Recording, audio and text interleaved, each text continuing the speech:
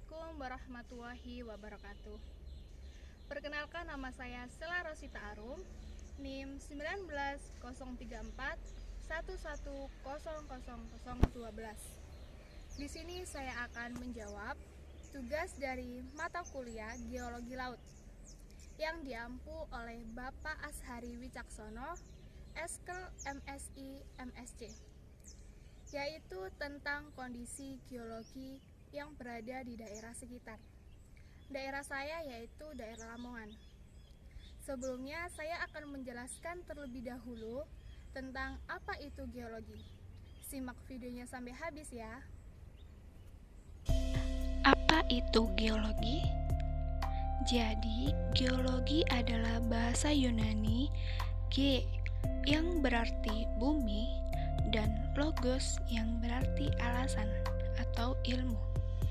Jadi, geologi adalah ilmu sains yang mempelajari tentang komposisi bumi, struktur, sifat-sifat fisik, sejarah, dan proses pembentukannya. Ilmu geologi terus berkembang dan terbagi lagi menjadi ilmu-ilmu yang menjadi dasar geologi. Cabang-cabang ilmu geologi tersebut diantaranya mineralogi, petrologi, stratigrafi, paleontologi, geologi struktur, geomorfologi, geologi fisik, dan geologi kimia. Perlu dipahami lagi bahwa geologi fisik itu berbeda dengan geologi fisika. Geologi fisik adalah cabang ilmu fisika yang mempelajari sifat fisis bumi dan batuan. Sedangkan geofisika adalah cabang ilmu fisika yang mempelajari bumi dengan metode dan instrumen fisika. Apabila ada suatu pertanyaan, yaitu bagaimana terbentuknya lautan dan benua. Jadi, bumi yang kita lihat sekarang ini tidak jauh berbeda dari keadaan awalnya. Gunung-gunung yang terbentuk berasal dari material yang sama dan masih tidak banyak berubah sampai sekarang. Sebagaimana cekungan laut, benua, danau, dan sungai.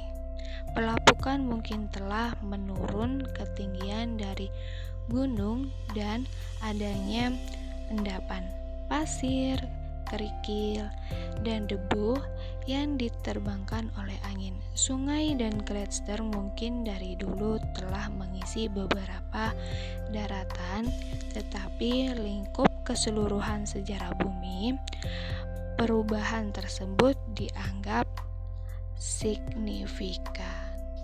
Sebelum saya menjelaskan tentang geologi yang berada di daerah saya akan menjelaskan terlebih dahulu tentang apa itu mineral, batuan, dan juga pelapukan tanah.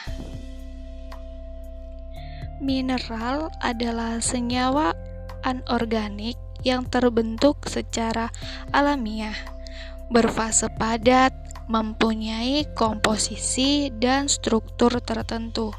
Batu bara bukan termasuk mineral karena berasal dari zat organik. Minyak bumi tidak termasuk mineral karena berfase cair. Salju dan gletser termasuk karena berfase padat. Mineral dapat dikenali berdasarkan sifat fisik dari mineral tersebut, antara lain ada warna, kilap, bentuk, belahan, dan juga kekerasan. Tiap mineral memiliki warna yang khas. Akan tetapi, ada beberapa mineral yang memiliki warna yang hampir sama. Kilap atau kilau mineral juga merupakan sifat fisik yang dapat digunakan untuk identifikasi mineral. Bentuk kristal mineral dapat ditentukan secara geometris dengan mengetahui sudut-sudutnya, yaitu ada 6 jenis sumbu antara lain: sistem sumbu isometrik, sistem sumbu tetragonal, sistem sumbu ortorobik, sistem sumbu monoklin, sistem sumbu triklin, dan juga sistem sumbu heksagonal. Batuan-batuan adalah sekumpulan mineral-mineral yang jadi satu.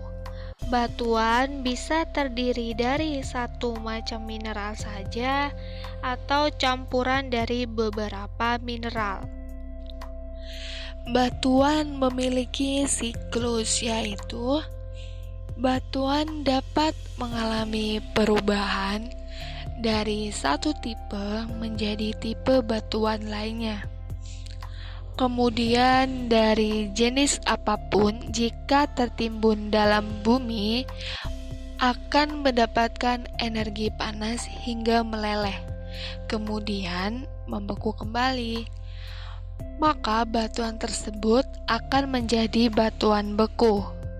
Batuan jenis apapun, jika mengalami pelapukan, transportasi, kemudian terendapkan kembali, maka batuan tersebut akan menjadi batuan sedimen. Batuan jenis apapun, jika mengalami pemanasan atau pematangan termal dan penekanan, maka batuan tersebut akan berubah menjadi batuan metamorf. Ada 3 jenis batuan, yaitu ada batuan beku, batuan sedimen, dan juga ada batuan metamorf. Batuan beku. Batuan beku adalah jenis batuan yang terbentuk dari magma yang mendingin dan mengeras dengan atau tanpa proses kristalisasi, baik di bawah permukaan bumi yang dikenal sebagai sebutan intrusif atau plutonik. Contohnya yaitu granit, maupun di atas permukaan bumi yang dikenal sebagai batuan ekstrusif atau vulkanis. Dapat dicontohkan yaitu batu apung dan basalt. Tekstur batuan beku memiliki tekstur pada umumnya ditentukan oleh 3 hal yang penting, yaitu kristalisasi, granularitas, bentuk kristal, dan hubungan antar kristal. Batuan sedimen. Batuan sedimen adalah batuan yang paling banyak tersingkap di permukaan bumi dibandingkan dengan batuan beku dan batuan metamorf. Karena batuan sedimen mempunyai arti yang sangat penting, karena sebagian besar aktivitas manusia di permukaan bumi terdapat di atas jenis batuan ini. Secara umum, warna pada batuan sedimen akan dipengaruhi oleh beberapa faktor. Yang pertama yaitu warna mineral pembentukan batuan sedimen.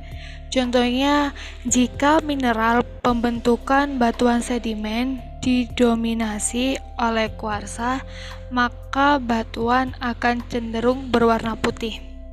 Yang kedua, warna massa dasar atau matrik atau warna semen. Yang ketiga yaitu warna material yang menyelubungi. Contohnya batu pasir, kuarsa yang diselubungi oleh glukonit akan berwarna hijau. Tekstur batuan sedimen. Tekstur batuan sedimen adalah segala kenampakan yang menyangkut butir sedimen, seperti ukuran butir, bentuk butir, dan orientasi. Tekstur batuan sedimen mempunyai arti penting karena mencerminkan proses yang telah dialami batuan tersebut, terutama proses transportasi dan pengendapannya. Tekstur juga dapat digunakan untuk menginterpretasi lingkungan pengendapan batuan sedimen. Batuan metamorf.